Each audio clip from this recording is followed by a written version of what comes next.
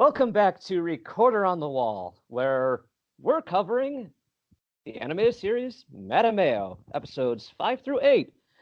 And back from my hiatus, my summer vacation, my trip abroad, I'm Matthias720. Welcome back, Matthias. I'm Tim. I'm Jeremy. And I'm Pete. And what happened? Did Sligar kidnap you? Is that what your trip abroad was? Dang it, I knew we shouldn't have let him in here. Spoilers! Yeah, well, it happens. So yes, Drew and Katie will be back another time, but yeah, welcome back, Matthias. And yay, we get to watch more cartoons. Yay! Eventually we'll hit Pearls of Lutra. I don't know when. One of these days. Probably before the end of the year. Yeah, probably. Eventually. Probably the month of November, because there might be something in October that's going to be different, but that would be giving it away. I thought we already gave it away. Oh, yeah, pretty much. What isn't I thought we already anything... cast it away. What isn't giving it away is, before we do... It's going to be very rapid fire at the end of September and October here. Before we actually do whatever in theory we have planned for October, we're going to do a recap and fan Q&A question episode. So yeah, folks, if there's anything you want to ask us about our wild, crazy fan brains that we theorize on the series, or anything, we're going to, and like I said, we're going to touch on everything we've covered on briefly so far. Yeah, let us know. We'd love to hear it. Anything and everything within reason, I suppose. Yeah. Well, anything and everything that we've covered. We're not going to talk on books we haven't looked at yet. Yeah. If I was going to say even non-Redwall related questions, like if you want to know what else we do for fun or things like that, or what other books we've read or TV or cartoon shows that we watch. Yeah, I've been doing a rewatch of Avatar: Last Airbender last couple of weeks. Oh, beautiful. I've been rewatching Gungrave. And I see we have an update on the Redwall tabletop I've been running. Oh. Yeah, so if you remember last time, they poisoned the God Tribe with psychedelic mushrooms, and that was quite hilarious. This time they're heading south to trying to walk around Redwall because they're trying not to draw their attention. It's long story. It's related to the plot. But they ran into bats on a mountain range, and who gave them paragliders to work with, and everyone made it down off the mountain using paragliders, safe except the Badger NPC who bounced down the mountain. Ouch. He's okay, mostly. But yeah, it was funny. And like I kind of said last time, if you ever play a game with me as the DM. Yes, I have a story I like to play out, but I am totally about the rule of funny if the players come up with it, because, hey, it's more fun that way. All right, so back to Tim Curry. Yes. Back to quite possibly the funniest moment in this entire animated series so far. So if you remember at the end of the last episode was when Slagar and his buddies send a rock slide. And let's just say this is something that's definitely a change from the book. You think? It's just Slagar is so happy he starts singing and dancing going, I killed them all, I killed them all, I killed them all. I wouldn't be surprised if that was just Tim Curry just doing that in the booth, and they're like, you know what, we got to include that. I feel like that was probably just Tim Curry improvising. I would be perfectly fine with that. Well, he killed the entire room because he landed that joke so well. Oh! And yeah, I literally had to pause the YouTube watching this, and I'm like, what? What did I just see and hear? This is Chicken Hound? So the way I've been doing it is I've been typing up notes on a separate window in Word, and then I'll look at the video when I'm done typing. I've now decided I need to make sure both things are open at the same time because otherwise I'll miss the dancing. Mm-hmm. Yeah, well, I had to. How I do this is that I have my laptop out on my coffee table, and put the YouTube video on my TV. So it was like I had to stop what I was typing and look up, like, what? I've just resized the windows so I can see both things at the same time. And I don't know if this makes me like better than you guys. I went to my library and signed out Mattimeo on DVD. Oh, they have it on DVD by you. I mean, technically, no one is paying for it, and because do they have it on DVD? That's the first I'm hearing of this. I feel like there Yeah. was a DVD of this. Yeah, there was To a full Amazon! DVD of I did everything. find there actually is the official Redwall YouTube channel, and that has the entire show up on it anyway. And also Amazon does sell them episode by episode. I noticed I'm that. looking at So right okay. now. Oh, Cool. hashtag not sponsored. subscribe to YouTube Premium. Oh God, no. I mean, look, we've said this in the past. Yes, we encourage fans to support the official release, but in this case, the official release release is free on YouTube. Then... Yeah, so you might as well do that. So. Also, don't subscribe to YouTube Premium. If you really want to waste your money, just flush it down the toilet. Or give it to me. That'd be cool too. I have more video games to purchase. Yes, you do. You and your esoteric collection. Actually, the Final Fantasy VIII Remastered on the Switch is downloading as we speak. Ah. So yes, back to Redwall. Yes. We get literally back to Redwall in the plot. Hey, John, you're feeling out of bed. Hi. Meanwhile, back at Redwall.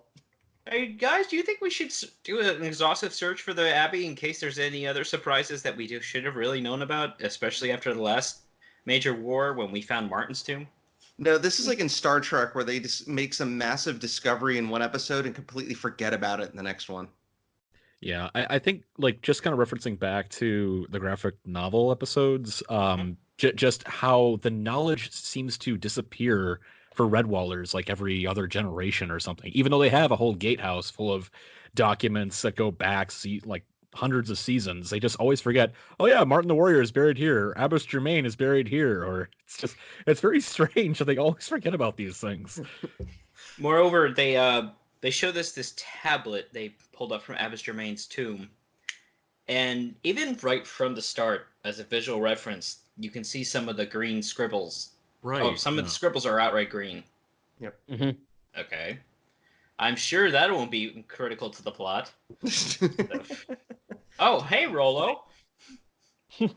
I have to point out, though, I think it's impressive that they actually took the time to write out what looks like proper shapes that could be a language. It's like Loam script has an actual visual representation. It's not just scribbles or lines like you usually see in cartoons to represent writing. Yeah, well, it was good. There's a lot of like little animation and background touches in this show that I like. At least in this season. Maybe I wasn't paying attention to it in season 1. Maybe there were a ton that I missed. No, I absolutely agree. There is a lot more going on this season there's smaller touches that genuinely make the best kind of cartoons. Mm-hmm. Yeah.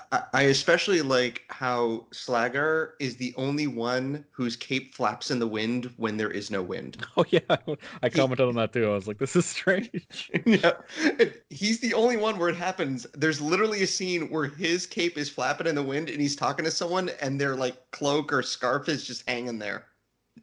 And you know what? Oh. He's the main villain. He should be the only one where that happens. I think it's the voice actor, because I mean Tim Curry is obviously amazing, but the same thing happened in Into the Spider-Verse. You got Spider Noir voiced by Nick Cage, and his cloak did the exact same thing. So it's obviously all the Ham voice actors. They have wind that just follows them. I subscribe to this. I'm totally okay with this. We also get so the plot is the Redwallers need John to translate the old written script, Loam script, that was on the Abbess's tomb. And because they believe that the instructions they were given by Martin in the dream, like again, you guys have covered this already, Yeah. but the instructions given in the dream is that, hey, this is where Lomhenge is, this is where they need to go. That's technically Malkaris, so, or is it Malkaris? I don't know. Malkaris. Malkaris. And Yeah. Also, why is John Churchmaster the one that could translate this? Didn't anyone take Loam script as like a elective or something? Yeah, education in Redwall is a bit What? spotty. It feels like it's just like I'm only going to teach this one person the history of our abbey or the history of this one script from the abbey. I don't know. Again, it's just knowledge doesn't seem to pass down very much in the abbey. It's just always focusing on feasts or just enjoying life, I suppose. Mm-hmm. I think there's a correlation with how they lose their information. It's that nobody really wants to be shut in a stuffy gatehouse on a beautiful day. Everyone would rather be out, picking fruits or, cooking in the kitchens or whatever. Brewing And it's ale. like, That would be me. I'd be down in the cellars brewing ale. Yep. And then But all the it's like- people that do actually do the studying are the old characters who either die off in between books or get smashed over the head by foxes trying to escape. speaking of Professor Farnsworth, he gets a name drop. Good news, everyone! I'm still dead. No, that's not good news at all. But yeah, But- Methuselah, with his gift for languages, you would think that he would want to pass down what he felt would be the most important to at least, different people so that they can carry on his work on some level. Yeah. I'd like to think he was planning to teach Matthias. That makes sense. That tracks. I'll get to it. I'm sure we'll have plenty of time. Oh, hello, Mr. Fox. Can I stop you for a second? What's There's that tag? always time. Adding to a lot of like the animation stuff, we then get cut back to all our characters trapped in the cave, and I like the quick offhand explanation where they go, "Oh, these are like luminescent rocks, so we're able to see," and it's kind of like, "Oh, this is why the viewers are able to see what's going on." Well, I mean, they could animate just a black screen and say, "Hey, we're in total darkness like the book," but Just their eyes floating around. I feel like I would not be able to take that seriously at all. Too much Looney Tunes. Yeah. Yeah. We also so they mention that explanation, but they don't say why Slagar doesn't just grab the kids right then and there, because they mention this in the books. He's like, yeah, we'll just wait for them to tire themselves out. Yeah, we don't need to expend any extra energy. I Pop a forgot cold if that. one. So, yeah, sorry, I forgot if that was ever brought up in the book or not. If it was just implied. I didn't know if that was the reason he was letting him dig. No, Slagar that was our original joke when we covered Mattimeo, which is why it's like, hey, everyone, okay, pop a cold one. Let's just wait this out. I'd like to think in this one it's because it would allow Tim Curry to do some more hamming it up and dancing and singing. It's like, well, More if I go to run blood. and capture them, things get serious again. I want to enjoy myself more. Also, I need to Slagar mug for didn't the realize camera. the sleeves were missing. He takes it well. Sorry. Slagar didn't know Mattimeo and the crew were missing, and then he's like, hey, what are they doing there? Didn't I capture them?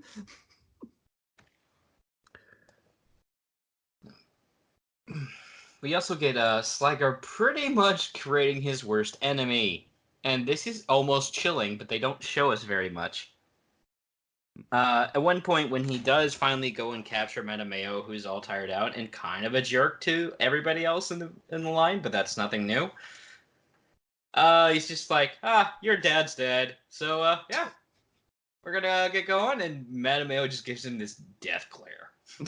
Yeah, I feel like this was the turning point for Mattimeo as far as like sort of growing up a little bit more. Dark side points. Yeah. This is Mattimeo's angry face. And You wouldn't we like it don't when he's see it. angry. It's weird because it outright happens, but we only see it halfway, where Slagar breaks a cane over Mattimeo's back, but all we see is his face. Just a single tear drops down Mattimeo's face. You littered that cane. Get Wow, another that's an old cane and reference. try again, half face. Ooh, burn. Yep. I did love that half face line. Yeah. We also inside the parent cave, they're like, "Yeah, we're running out of air. This is gonna suck."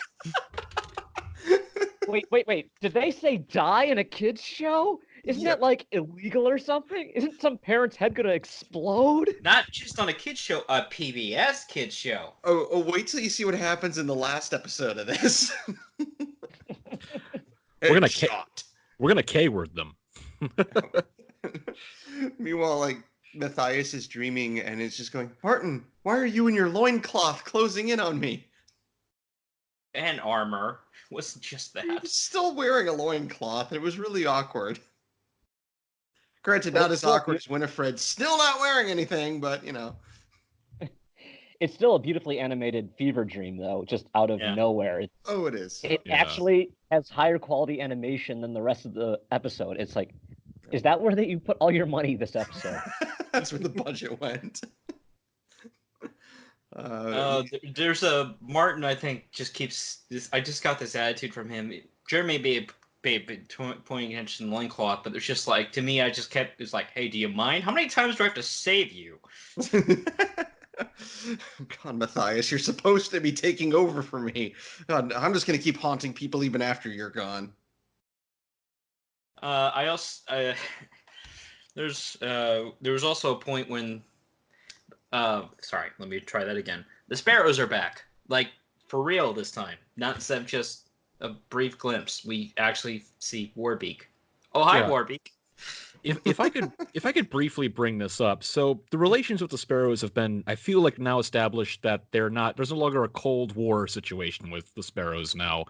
What were the Sparrows doing when Slagar and his crew came in to the Abbey at the very beginning? Like, were they just off on their own bird holiday, or what was going on? Because like, yeah, all the kids go missing. They're all knocked out for several hours. None of the Sparrows go down to check on the Redwallers or anything. They're just, oh, I guess they're just gonna lay in the rain for like 6 hours.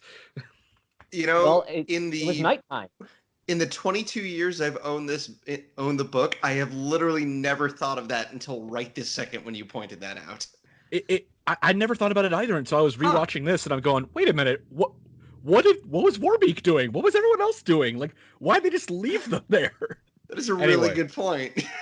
Well, sparrows aren't nocturnal, so the feast happened at night, so obviously they were asleep. They didn't find out until the next day when they woke up. Well, So you're saying the sparrows are like those lame friends that are like, oh, it's 8 o'clock, I'm leaving the party. I guess that's a fair point. I just was weirded out that, like, you know, the relations between the Redwallers, I feel like, have now been established. Oh, we're cool with the Sparrows now. And then, I don't know, just there's Warbeak in one frame, what is it, like in the earlier episodes, and then that's it. And then, I don't know, just, you're probably right, is that they're not nocturnal. So they were just asleep. You know, they had to get up for work early in the morning, that kind of thing. I get it. You know, if you're not partying on the weekends, it's not a big deal. I'm just imagining Matthias like finding them all asleep. It's like, Warbeak, were you knocked out by the sleeping potion too? Yes, sleeping potion. That was it. Totally the sleeping potion. Let's go find your kids now. Well, they kind of need Warbeak to go make a rubbing. There's apparently writing on certain Redwall towers, because they outright say, well, Jess and Sam aren't here, so no one can climb to the tower. We don't know any other squirrels, and well, you know, Mr. Squirrel's gone. Who? Pretty much. You know, we get the return of the shrews, and I totally forgot about their goofy kind of gypsy Russian-ish accents, and so I just could not help myself as they're digging. I just thought, in Shruviet Russia, rocks roll you. Oh no! Oh, Lord. They find Matthias pretty easily, and they dig him out. Hey, and it's like, oh, Basil, we'll totally dig you out and feed you. There were no survivors. Then Oh, we yeah. do get a truly weird event of Basil saying that he's full. What? I think that's a sign of the end times. Oh yeah, Scan. I forgot about him. What a weenie. Kind of a jerk. Just a bit. Yeah, he points out the log. Hey, why are we risking our necks for people who aren't in the Gozum? Just shut up. They're friends. Shut up, that's why. We get the very last thing in the episode is Matthias is asked, "Are you all right?" No, I'm gonna kill him. Okay. And Slager's drinking a frothy mug of something. Water. It's a frothy mug of water. Wait, Matthias or Mattimeo said? Slagar is drinking a. Oh, Yeah, I think you said Matthias. did I? Well, it'd be both in this case. Yeah, fair. No, Metameo's just like, no, I'm gonna kill him. And episode number 6 kicks Iron off with Beak. Yay, the plot. So I just I have had, like, I have this just running in the background right now, and actually, as soon as you all said Iron Beak, it said episode 19, Iron Beak. So, I just want to rewind briefly.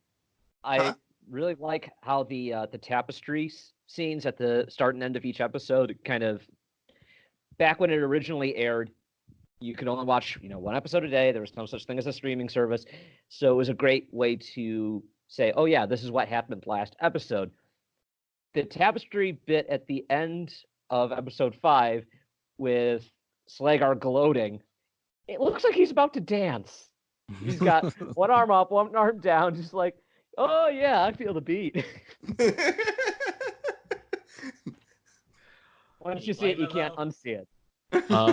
So I don't know if you guys brought this up, but in the original broadcast, wasn't Brian Jakes, didn't he actually open each episode by saying last time on Redwall? Like, didn't he go through didn't he say exactly what happened in the last episode? I remember distinctly something like that.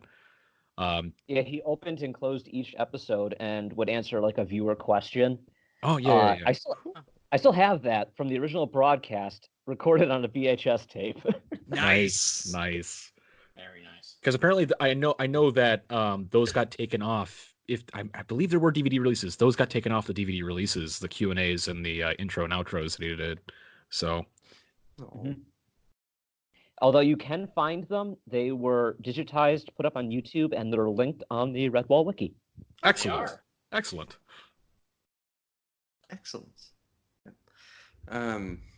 So episode 6, I had like this little stream of consciousness with the shrews.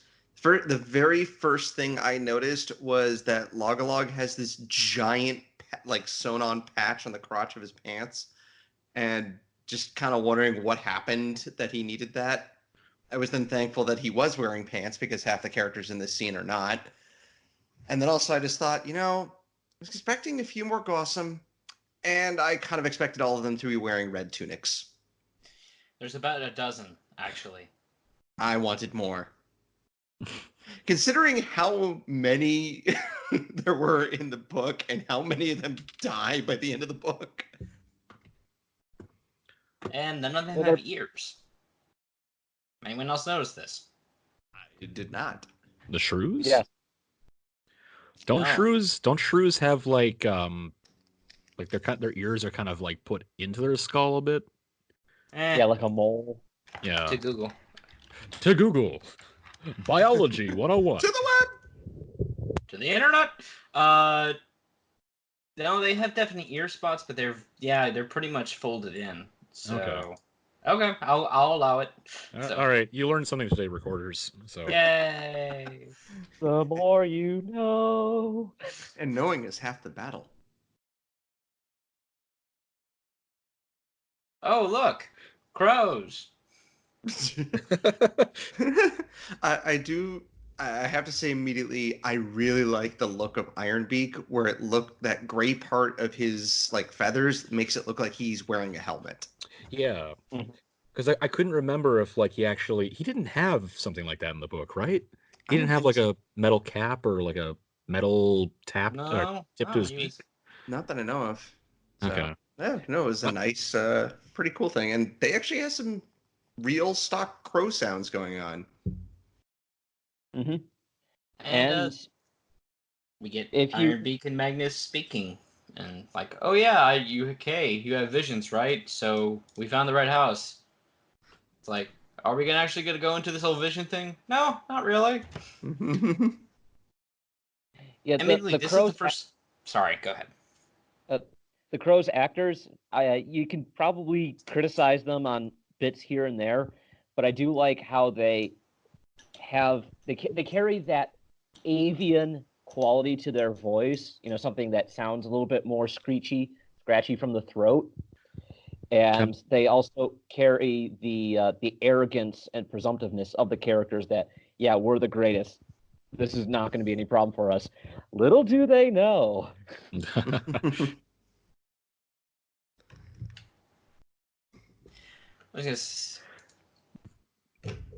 They're Ironbeak's here. He's like, oh, it's convenient those sparrows already left, huh?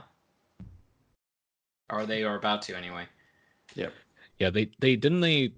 I don't remember. They cut out There is no scene of the of Ironbeak and his followers killing the children and other sparrows left behind. Correct? No, because I mean, obviously they're not going to show that on PBS, but yeah. But I think the general idea for the show is that all the sparrows just kind of left to go deliver the message, and that's why none of them were there to help out. But in the book, if I remember correctly, it's because the warriors all left, but the children and the other elderly sparrows were left behind, and Ironbeak and his followers killed them all, right? Yeah, Pretty much, yeah. Okay. My memory is very spotty with this book. It's been a very long time since I've read Mattimeo. And I'm going primarily off of my memory of your guys' recap episode and everything before that. So, or I mean, your original episode. Sorry. Also, I must point out, since Ironbeak is arriving, that means we'll soon get Sister May. Yes, the best character in this story. Yeah. Sister Mattimeo? No, I disagree. Slagar's the best because he's voiced by Tim Curry. It doesn't matter. Okay, what if Sister May was voiced by Tim Curry doing a woman's voice? You know what? Let's just have Tim Curry voice everybody. How about that? That's a good compromise. We're sad man Sounds voice. like a win. I feel like this would just be like a YouTube meme, Redwall, except everyone's voiced by Tim Curry. Oh, Sam is speaking. That's unusual. No, really, it is. Yeah. We do get, Sam does flat out say, don't look down, which made me immediately go, okay, somebody's totally going to look down, and I bet you it's Cynthia. Oh, come on, Cynthia. Right, because they arrive at the cliffside to the toplands, right? Is that? Yep. Okay. Yeah. Sorry, I'm just running. Stormfleck, who isn't Right. even named until the next episode. And this leads into an amazing animation error that you see at the beginning as they start to ascend. All the slaves go first, starting with Sam. But then when you cut back, Slagar and his slavers are helping pull Sam up over the lip. Well, obviously, Slagar has mastered the ability to teleport. Ninja vanish. Luna Stellaris. Now you see me. Now you don't. Hey, he's taking the escalator. Hey! No one look over here. No one look over here. All magic. Ooh. Follow me while I take the elevator. I'm Mary Poppins, y'all. Oh, now I want a soundbite of Tim Curry saying that. Oh. He's just going up with his bolus. He's just helicoptering up. I have to go now. My planet needs me. When they get to the top, we get Slagar apparently did not contract with the henchman union or have any kind of vermin HR because he needs to have a long talk with Fleabag. They're all non-union. Yep, pretty much, because he's like, hey, Fleabag, you lost the slaves earlier, so, yeah, you're fired. Wait, what? Yeah. By fired, I mean off the cliff. Yeah, You look a little winded. Not even a 3-strike policy. Just kind of just chucks him off. Just Yep. Your career is taking a vertical descent. I should have kept working for Clooney. I'll take the short way down. This was the scene where Slager's cape was flapping, but Fleabag's was not. And I was like, yes, Slager has the power. And I like how Scan and his group are just like completely non-phased by the dead animal, like the dead creature lying there. Which that dude, Fleabag's dead carcass is on screen for a while there, and they're like, "Oh yeah, we saw that you just pushed this guy off a cliff for making a minor mistake. Can we join you?" I thought that was kind of funny because it's kind of like just based off of the time between the two things, where it's like basically they're just walking up to the cliff, the body lands probably right in front of them. They're like, "All right, seems like a good guy to work for. A lot better than Log-a-Log. Probably been a benefits." I'm sorry, sure but that's this is unrelated to non-union. Slager's leadership ability. And then, you know what? I'm sure everything will be fine. Even when Slager says evilly, "You will join us" with that ominous music, I'm sure it'll be perfectly fine. Nope, they're captured. Scan's an idiot. Much Yeah, like yourself, and- you traitorous shrew. Only I'm good at it. And then almost smacks him across the face. Yep. God, I like how she looks a little guilty about it when she turns to Mattimeo. It's like, I need you to get information. You know what, Alma? You can threaten the jerk shoes anytime you want. yeah, please. You know, and there's a really great error in here as well. When you see the shrews getting chained up, somehow Log-a-Log is there magically. Really? Speaking of animation errors, I didn't mention this in the last episode, but it was worse in these 4 episodes. Yes, I know animation is expensive and they will reuse models just to fill crowds. Mattimeo shows up in Redwall's crowds multiple times in these 4 episodes. Hi, Mom! Yeah. Hi, Mom! I'm home. We found him.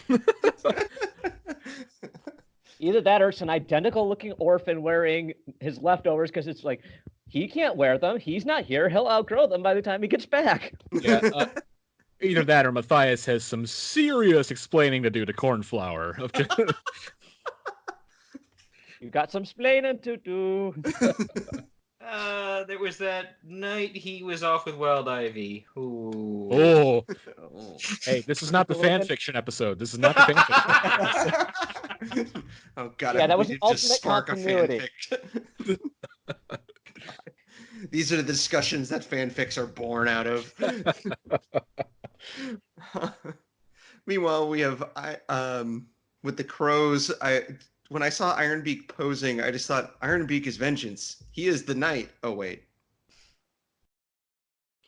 No, that would be Oak Tom, remember? Well, Oak Tom's naturally super dead at this point, so Oh, very dead. Ironbeak is Batman Beyond. There's a thought. And we get Mrs. Churchmouse, who sounds way too old for her character model. I thought the exact same thing. I was basing that off your note, yeah. Okay. Yeah, she sounds like an old granny. Also, Cornflower is humming the background theme. She can break the fourth wall? Cornpool? Oh, no. Yep. The birds then decide to attack Baby Rolo, and Cornflower used Bite. It was super effective. I got Which one was- better. Which originally was Sister May's thing. This is true. This made me But- worry that Sister May wasn't going to be there, but thankfully she shows up later. She does. Yep. Yep. And With Go the cornflower attack, all I could think of was cornflower, Redwall, Mushflower Wood, 60652. Hey, I can do 90s pop culture references. But Scruff McGruff. No. Okay, never mind. Constance used Swipe. It was also super effective. yeah, Magnus is lucky she didn't use Bite like she did for what's his face back at the end of season 1. Oh god. Nom! Nom nom. Constant smash. And then we get literal 3 claws. That's how you identify him. He helps one of the slaves up, and yeah, it shows 3 digits on his phone. He's like, and Mattimeo and Crew says, "Hey, why are the guards being so nice?" "Well, we're about to walk through that really scary wood." Why don't we walk around? Huh. Well, was this next part where they mentioned the shooting star? Was that actually in the book? I don't remember, no. Okay, because when they said there was a star that we should wish on it, and I was just like, when you wish upon a star, the painted ones drop from afar. Yep. And they still haven't named Stoneflake by the end of the episode. Oh, hi, painted ones. You can Yep. have Scan. Bye, Scan. Yeah, I was about to say through the scene, like, because they're lemurs, right? We need to move it, move it. We need to move it, move it. If the abridged series ever comes back, that's the joke they need to make for this episode. Oh, just low key in the background, the music starts getting louder and louder, and like, oh my god, what's going on? Slagger starts dancing to it. Physically fit, Oh. physically fit. But for as funny as that joke is, they genuinely make the painted ones terrifying, as opposed Oh, to the next yeah. episode, where they're Oh, not God. terrifying. They're in the back. You can see them in silhouette with red eyes glowing. Yep. Yeah, and again, that was kind of terrifying is that the fact that like the kids are pulling on the chain, and when what was the shrew's name again? Scam. Scam. Okay, yeah, when like he basically the chain comes back and there is nothing there. Yep. It's like, I think that was definitely an edit for the show, because I remember in the book they murder Scan. Alma picks up his dead corpse and runs out while carrying him. Ugh. So I'm still alive. Help! I'm okay. Well, Scan's dead. I'm still here. Nope, totally dead. We'll never see him again. Come on, guys. I think even his friends would be like, no, what? Well, he Oh. did get them captured and turned into slaves, so no love lost there. Meanwhile, at Redwall, they make the obvious decision of making Constance the lead warrior in charge because, duh. The big juggernaut. Should she be in charge? Nah. Let's go with the friar. I do like how Abbott Mordalphus is like at least trying to make it sound like there's no choice, because he's like, Cornflower, maybe you could be our leader. I remember how competent you were in season 1. And that just ends episode 6. Yep. 2 notes. One, the ending tapestry scene again, where we see Iron Beak. The way he's bent over and the crows in the background are kind of looking slightly upwards, doesn't he look like a mama bird trying to feed chicks? Aww. He does take care of his troops. And then in the scene with tapestry scene with Mattimeo, he's got Matthias's colors. It's fixed the next episode. The exact same scene. He's wearing the appropriate blue colors instead of here where it's red and green. They threw the shot into Microsoft Paint, did a quick recolor, and threw it back onto the video. Probably. If anyone from Nelvana that worked on the show wants to contact us and tell us how difficult it was, we'd love to get in contact with you. Yes, we are aware that it is very difficult to animate stuff, and we're sure, everyone did their best to try to catch errors. And we brought up in the last episode that even, more expensive shows and even big moments can be ruined in more expensive shows, like in Beast Wars, where they put in the wrong rat trap model at the end of the Dinobot Dies episode. Spoilers. Oh, he gets better. And then Yeah, I know. dies, and then dies again. Spoilers!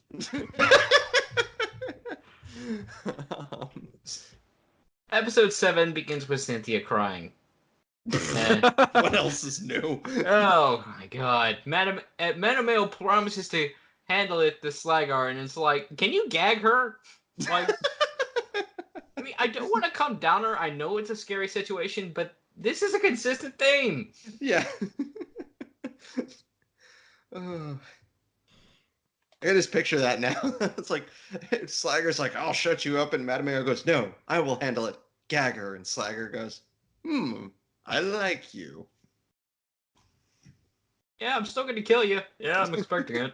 Still gonna kill you tomorrow. I And at least sorry, get my Harry the extra Muse. What? Sorry. I was gonna say, do I at least get my extra ration of bread for helping to keep her quiet? Can I have her food since she's not allowed to open her mouth? Please, sir, I want some more. Oh wow, we're being cruel to her. Oh God. We get Stonefleck actually talking, and I don't know if anyone else will get this reference, but his voice actor sounds like Vulcan Raven from Metal Gear Solid 1. I thought he sounded like Matthias' sister. He's been smoking way too many cigarettes. Oh, Matthias. Every time he talked, I just kept thinking of lines from Metal Gear Solid. But for some reason, based on Stonefleck's design, the voice just works. It does. I don't know why. It does work. I'm not saying it doesn't work, but Yeah. It eventually gets more gruff, and then he just starts sounding like Christian Bale Batman of like, "What are they? Shoot arrows at them. I'm a crappy actor." Oh, you have to blank that. I'm sure Christian Bale won't sue us. So hopefully. And Sir Harry the Muse shows up. Oh, don't worry. Yeah, he's fun. He is fun. I immediately like him. The writers definitely knew what this character was and respected the lines that Shakespeare wrote. So yeah, he keeps his poetry all the way to the point they're discussing business. And I had in my mind running through my mind, he's like, "I'm friend, not foe." Well, sorry, but the last time I met was Captain Snow. Oh yeah, him. Sorry about that. This is true. And there's Ambrose. So he basically, yeah, Harry the Muse is like, "Oh yeah, so it's business. I'll get you up the cliffs if you can get me cake, because I like cake." The cake is a lie. No, not really, because the shrews managed to bake it, but that's another story. Meanwhile, back at Redwall, Rollo is adorable. As always. Oh, hi, Ambrose. I guess it's one of your sober periods, because he's I don't know, the way they're shooting arrows, I mean... Good lord, they're putting the point of the arrow. See, some of them putting the point of the arrow, like drawing that back. It's like, how is it not obvious that the pointy end needs to go out?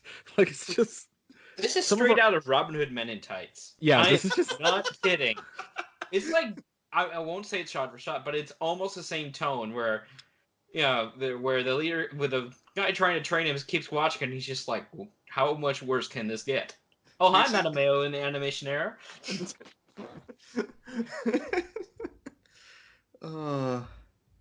And it's like they keep trying to come up with strategies. Personally, I think the strategy should consist of 2 words. Constant smash. And, well, everyone forgot everything since Clooney. That's what I put down. Like, were they always this bad? Did they forget everything? Yeah, it's only been all the warriors died, and all the important people went out and were searching for the young ones. I mean, true. I'm sure Ambrose Spike is not the best drill sergeant, but come on, guys. Granted, we do see later on that I think they were just faking being garbage to throw Ironbeak and his crew into a false sense of security. That's a fair point, I guess. Because later on, Constance is like, fire! And they just like bombard the strawberry field with every projectile on the planet. Are you sure that was a strawberry field? There weren't any trees there. They all blew away during the storm the other night.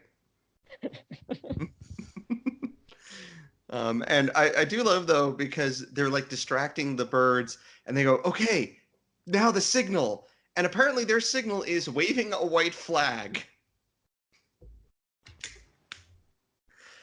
So I see this is the Mortimer strategy. Oh. Sorry, animated Mortimer strategy. I'll admit, though, the bell gag is still funny. Yep. Cornflower really rung their bells. Yeah. Bell singular. Yeah, bell singular. Yeah, there was only one. There's only one bell. Oh, yeah. It's wrong. This annoys me. I will take...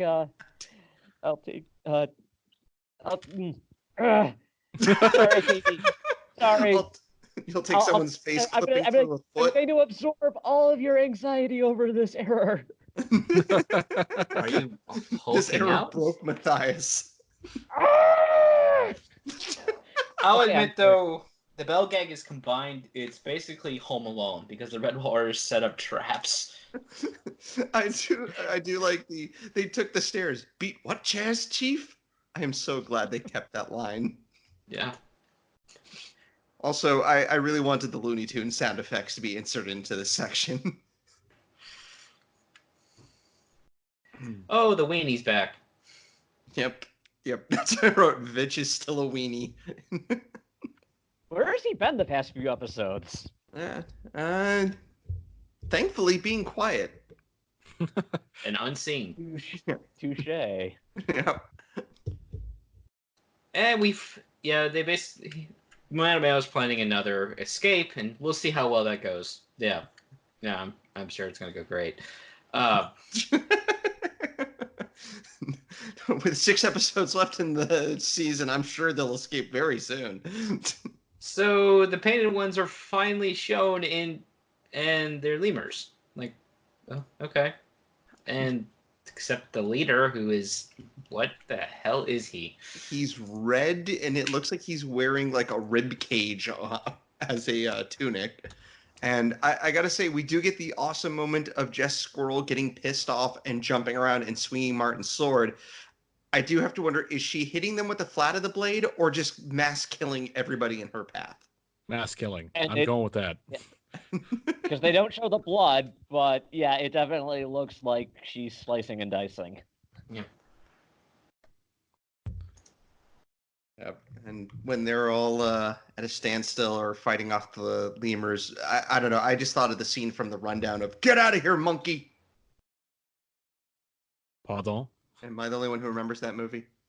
The rundown with the Rock. Never saw it. Nope. That's all right. There's like a million movies I haven't seen. Finally, we've hit a moment where I remember a movie and no one else does. And I'm not the only one whose references fall flat. Yep. Makes me happy. Welcome, brother. Yay! I'm Matthias, and my jokes have fallen flat. Hello, Matthias. I'm Jeremy, and my jokes are as dead as Scan. I'm Oh. all dead! My joke fell with the same impact as Fleabag. Oh. But as if you remember the book, it's same thing happens. The painted ones grab Cheek. And there's gotta be a moment where like, do we really want him back? Oh, come fine. on. Cheek's Yeah. fine. I like Cheek. Yeah. Cheek is great. See, if it And- was like, Cynthia Vole or Oh, point. Fleet Scud. I mean, if it was Fleet Scud, I'd be like, yep, have fun. See you later. And yeah, they do the whole trade where they trade, and oh yes, the painted ones are afraid of fire. I do love Log-a-Log leaping, and they're like, now what do we do? Log-a-Log leaps in with 2 torches. Log-a-Log, fire! Didn't realize Log-a-Log was a pyromaniac. Fire. You move 1 inch closer, and the trees get it. So, and then yeah, we finally get Stonefleck's name dropped just in time for Mattimeo to make a run for it, and they run straight into Stonefleck's army. His merry rats. Speaking of Metal Gear Solid, Mattimeo uses the same distraction technique I use in stealth games. Throw thing to make noise. This is literally how they escape. This is Mattimeo's grand plan. I'm going to throw a rock over there, make them look in that direction, and then we run. I also want to point out this is like the first time we've ever seen like vermin have like a really strong brotherly, like they have like a handshake and everything. Like they Snowflake goes up to this other rat and they're like, "Hey, how's it going?" They do like a full on like secret handshake where they slap their forearms together and then shake hands and laugh giddily. Like it's actually kind of sweet in a little weird way. So I did like that, and yeah. What's up, bro? The headbutt, everything. The headbutt was weird. Hey, what is Slugger giving us for his help? Yeah, we touched on this during the original recap, but we don't have a good idea of why Stoneflag is helping him. He just is. My theory is he's under contract from Malcaris. Ah, okay. Yeah. It's like you make sure all the slavers get across the dangerous parts, and you get something. I don't know. Yeah. Yeah, well, in old feudal lands, like, the whole thing of like, because again, it feels this might be a subject for another day, but as far as like, shiny things for the villains, and it's a symbol of power, and a lot of villains seem to come from the north. So I don't know if it's just a situation where some villains decide to come further south to possibly get more power than what's up north, because it might be up north there's more of like an economy that's been established. But I mean, that's just a fan idea as far as like why a lot of villains are kind of orchestrated around land holdings and treasure and things like that. But that's just my personal idea as to why a lot of these characters are like, oh, we want to sell the slaves like for something, or I don't know. So just a thought. Yeah. Sorry, I'm distracted by the shiny animation. My apologies. That's all right. But we repeat what we already have, what we already know from the book. Slagger and the slaves get across on Stoneflex Ferry. Yeah, it's a good thing they didn't try to caulk the wagon, because they probably would have drowned. Oregon Trail Or reference. Or died of dysentery. That's always possible. But Logolog and the Redwall crew basically build their own. And then, hey, Stoneflecken and his army try to shoot them from the bank. And apparently all but one of it, maybe Stonefleck himself, all but Stonefleck's army went to the Imperial Stormtrooper Academy of Marksmanship. Except for the one guy that manages to headshot a shrew. It's on screen even.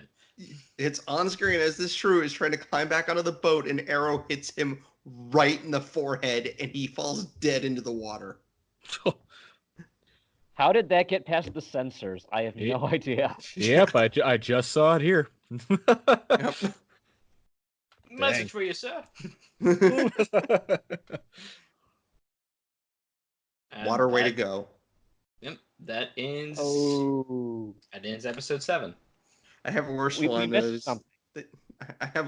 We did miss Ironbeak capturing Cornflower and Mrs. Church Mouse.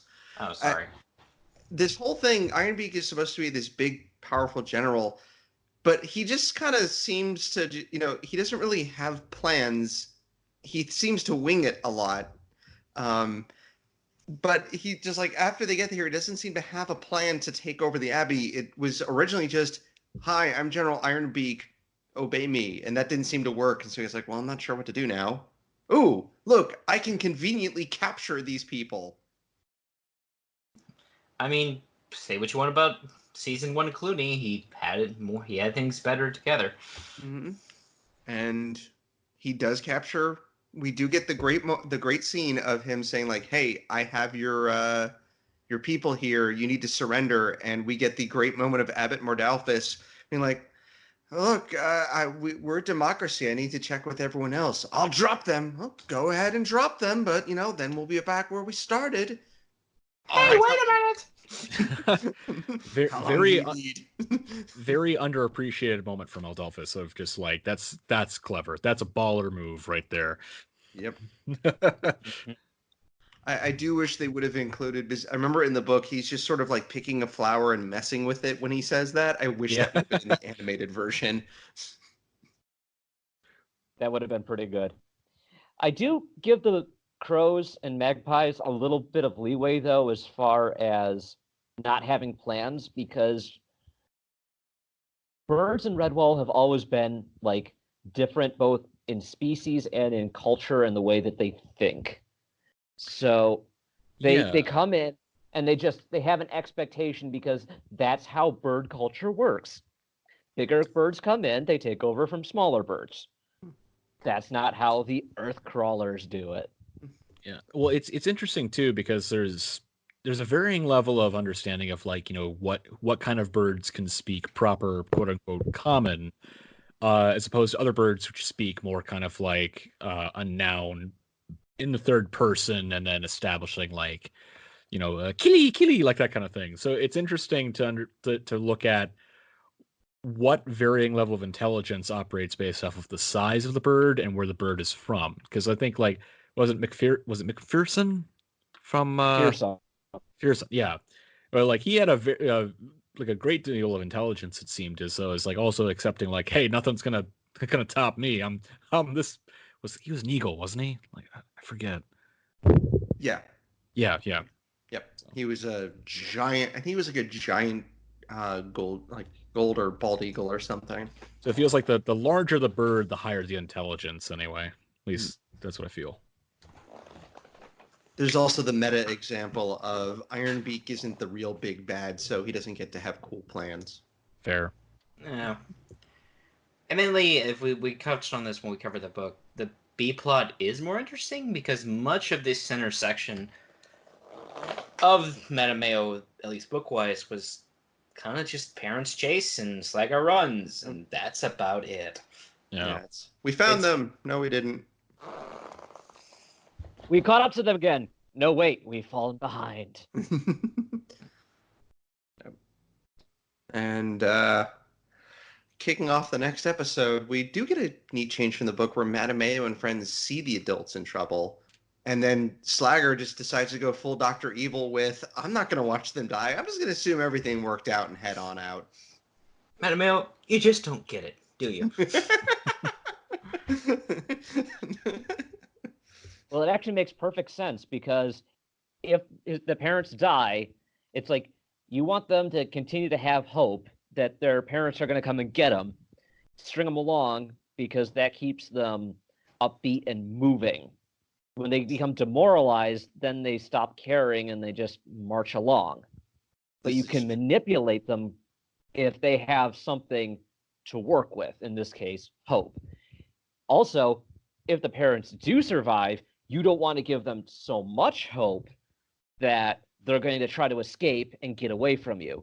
So you just tease them along with a carrot and a stick and just move them where you want them to go. That's a good point. I think they took out the line from the book where Stonefleck actually they hadn't even shown up, I think, in the book. Slagger left before they go on the ferry. Stonefleck says to Slagger in the book, like, do you want to watch me at work? And Slagger goes, I'm a slaver, not a fighter. I'm going to get my slaves out of here. Which is fair. Yeah. Meanwhile, Cornflower is continuing to hum the main theme. I don't know why, but I seem to hear this theme song about every 22 minutes. You ever notice how everything kind of hits a cliffhanger at about every 22 minutes? I can't be the only one who notices this. And here we get Stonefleck is say what you want about him. At least in this animated version, he gets a job done. He really doesn't have anything to worry about if the parents survive both the fishes and the arrows, and get on the river later. He's got the bigger force. Why does he need to worry about them? But no, he's gonna see them dead. So, but apparently there are piranhas in Britain in the water. Very well animated fish. I mean, you look at the design and it's like, yeah, that looks like something out of a textbook that somebody drew. Yep. And as the same goes thing in the same, Cheek won't get on the raft because he's afraid of the water, and Orlando just outright dumps him in. Which I do have to just random thought. Did they say what was in that pouch around Cheek's neck? No. I don't think so. I do not recall. Okay. Just random thought. I literally just noticed it in this episode and was like, oh, he has like a little pouch around his neck. I love the surprise of animation, or the the piranha basically when like Cheek eats one of them, and then they all kind of just stop trying to eat the rest of the people, and they're like, "Oh no!" And then Cheek immediately just starts eating all the piranha. Yeah, that underwater scene looks amazing. They must have spent a ton of time animating that because it really conveys the feeling of being underwater. Now, it looks more like they're in a pool rather than a river, but it still looks like they're underwater. So you're telling me this is a soundstage? Yes. Well, duh. I mean, they didn't actually die, would they? I mean, that would break the kitties' hearts. Yeah. I did like the little Cheek to the rescue. I thought that was cute. It did make me curious what a piranha tastes like, though, because for some reason I was getting actually pretty hungry when I was watching Cheek eat all this piranha.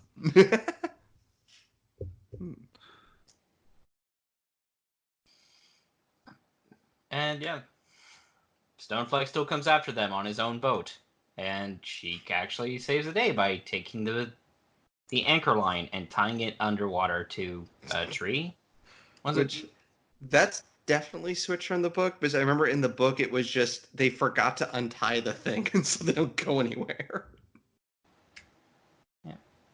I would argue this is a better part of the adaptation because it gives Cheek agency, so he's not just side character that says occasional lines and This is true. Side character. It also makes the villains look slightly less incompetent, where in the book it's like, God, they're so dumb they forgot to untie the anchor line.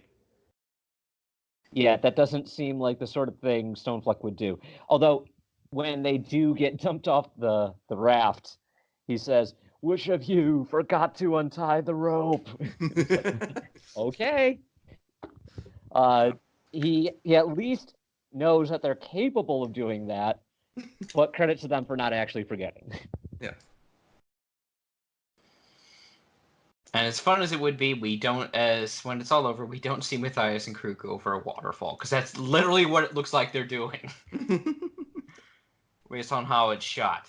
But all right, that works. And everybody gets to dry land. I want to get to Redwall, the actual Redwall stuff in a bit. Everyone gets to dry land, and apparently Stoneflake got to hire all the people who were let go from Clooney's army, because all of his land troops are remodels of Clooney's troops from season 1. Animation is expensive. You're going to reuse models. I get it. It's just they come out of nowhere. It's strange.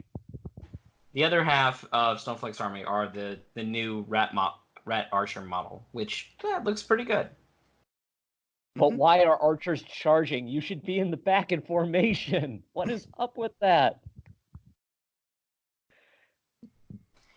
Meanwhile, while this is happening, we get Warbeak. Oh yeah. And meanwhile, in the sky. And it's a completely invented scene for the show. Warbeak's like, okay, we found Matthias. I'm the only one who needs to do this. You guys can go back to Redwall. But they're like, nah, we'll stay with you. I'm sure this won't end badly for us. I did like this scene, though. This was nice.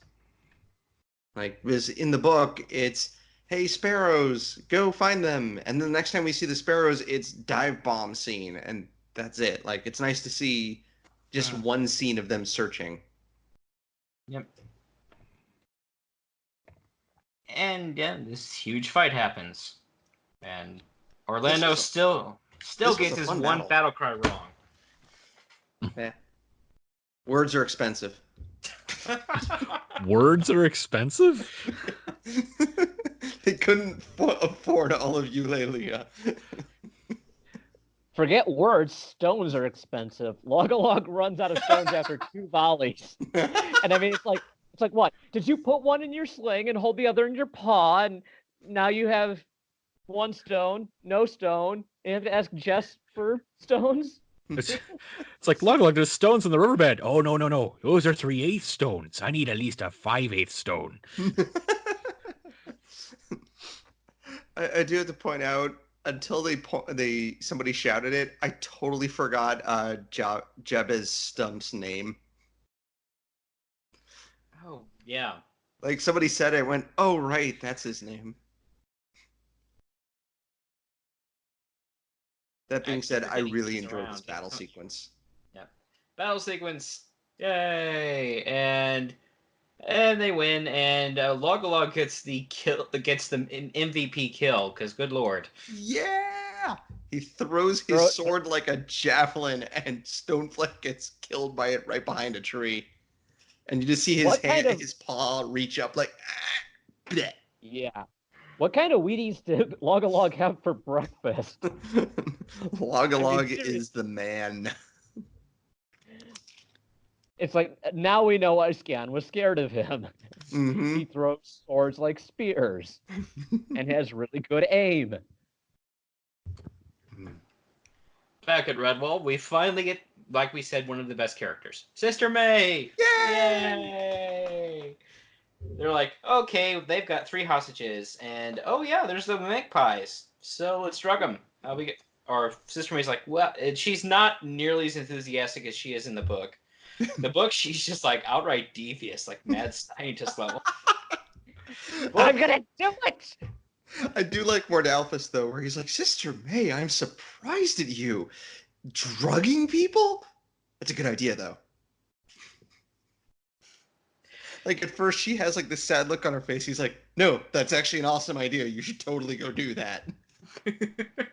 Yeah, here she's kind of like hates to even mention the idea, but yeah, they're doing it.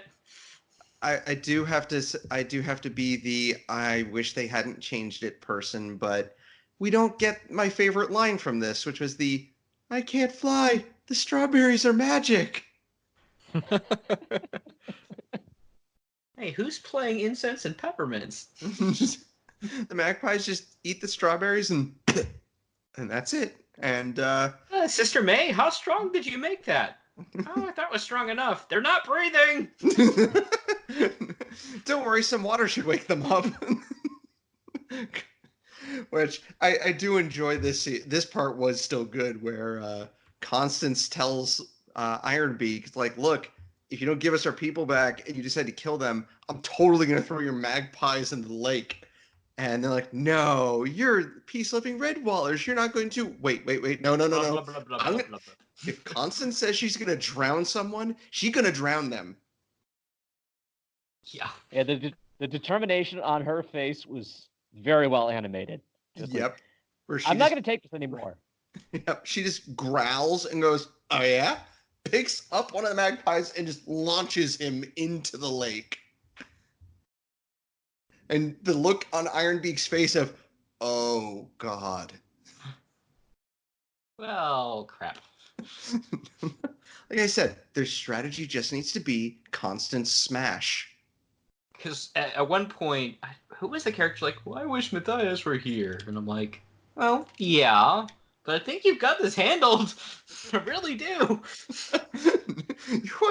you have Constance, who from page 1 in the previous book has known to be the one of, yeah, I do like peace, but I also like keeping that peace by beating my enemies into pieces. Or strangling them in Looney Tunes style neck grips. And then throwing them into trees. Or, maybe I should get rid of the leader. He's very far out of range. I'll just make a bigger bow. Hey, maybe we should have left Orlando at the Abbey and sent her. And she chases. Oh, that would have made Slugger even more scared. He's like, oh god, it's her. I'm not being chased by a father. I'm being chased by a mother. Yep. I just like picture, Ironbeak has them at his grips. It's like, I have my birds. We have a Constance.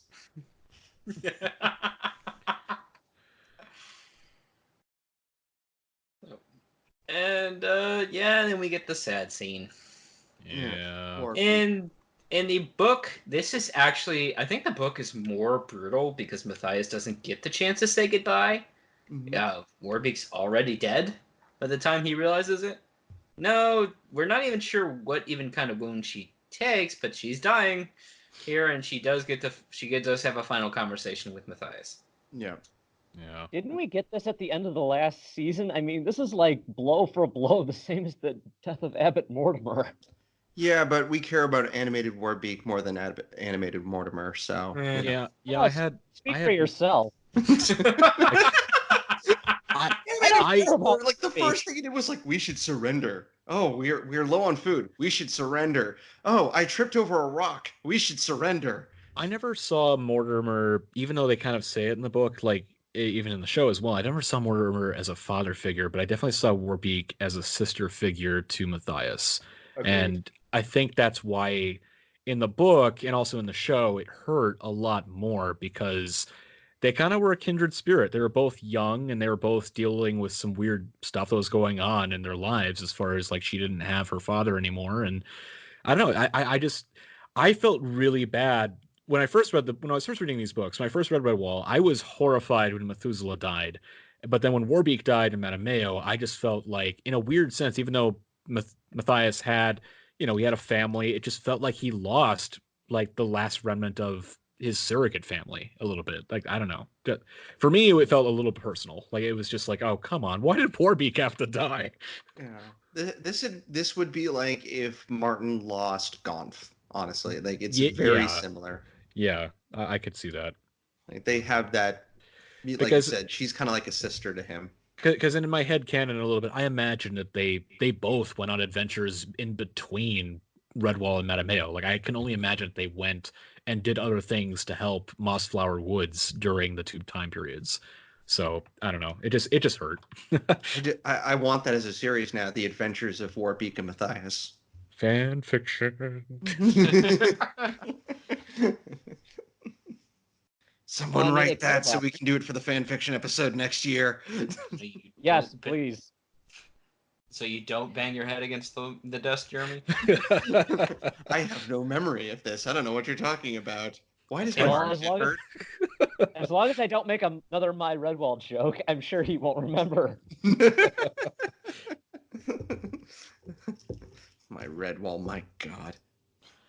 And that ends episode 8. And as we kind of mentioned last time, this season is much better, not only about pacing, but actually keeping the best critical points. We have yet to have an invented character, which is a start, which is a good thing.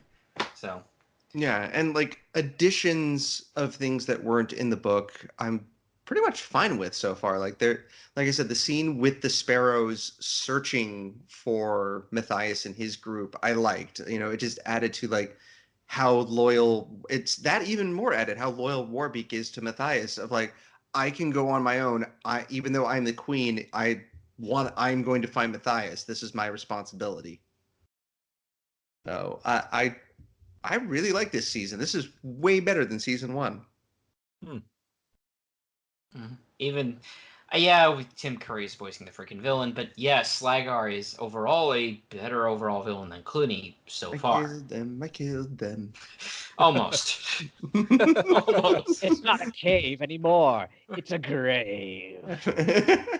Here, I'm gonna have my frothy mug of water. Oh, Chief, you shouldn't drink that. You really shouldn't drink that. Slager's like, that's some high quality H2O. Yeah, I'm still looking forward to see how this season wraps up because I'm sure it's gonna be won't be any other sad moments, right, Log? Mm-hmm. Mm-hmm. Nervous laughter. Yeah, that's always a good sign, right?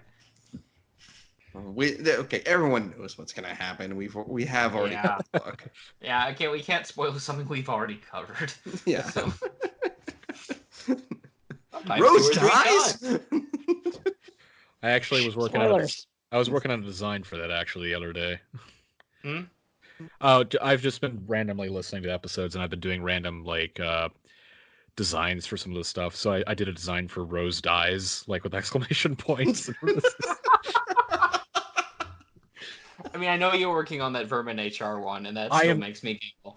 I'm so behind. I have to do Bong Patrol. I have to do Vermin HR. I have to do Salamander Strain and also Sister May Special. Like I've got a bunch. I've got a bunch that I'm working on just for the sake of like I have to work on my skills and develop my portfolio. So so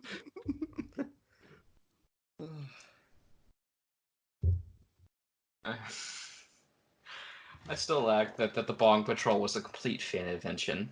Came from an email from a fan. All right. Now that should wrap us up. So, you can find us at recorderonthewall.com is our primary website. We're also on Google Play Podcasts and now Apple Podcasts because, they dropped the iTunes part of that. Yeah, that's weird. But it is what it is. I'm working on getting us on Spotify, making sure everything's that's legally speaking, that's okay for us to do. For spot checking. We're on Twitter at ROTWPod. And that's also our email, rotwpod@gmail.com. I actually joined the Lost Legends of Redwall fan Discord. You might be able to poke me on there. So I'm not on Discord very often, like once a week. So don't be surprised if I don't respond very quickly. And where should they be sending those fan questions? The email, or should they be tweeting at the Email or Twitter? tweets would be best. Okay. I'll also make note of it on the Redwall subreddit, Eulalia, when this episode gets posted, as well as the Redwall forums, which Matthias is a major member of. Cool. Yay, Yeah. Pete did the recap. I've done it before. What are you clapping for? Yeah, but you goofed it last time, so you got it all right this time. Yeah, thanks. All right. Well, I'm Pete. I'm Jeremy. I'm I'm Tim. Matthias. Oh, I'm Tim. I'll just go to the side here now. Know your place. I'm Matthias. And we'll see you I'm next insecure. Bye, Nice. everybody.